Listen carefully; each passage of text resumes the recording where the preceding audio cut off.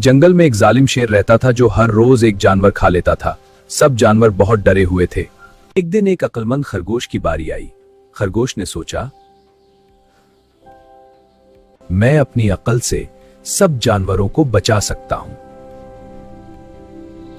मैं शेर के पास जाऊंगा। तुम देर से क्यों आए हो? बादशाह सलामत। रास्ते में मुझे एक और शेर मिला था जो कह रहा था कि ये जंगल उसका है। ये जंगल मेरा है। लेकिन वो शेर इस कुनवे में रहता है। शेर ने जब कुनवे में झांका तो उसे अपना अक्स नजर आया। वो समझा कि वाकई दूसरा शेर है और गुस्से में कुनवे में कूद गया। इस तरह खरगोश की अकल से जंगल के सब जानवर बच गए। सबक: अकल और समझदारी बड़ी ताकत है। अगर वीडियो अच्छा लगा तो लाइक करें, शेयर करें और फॉलो करें।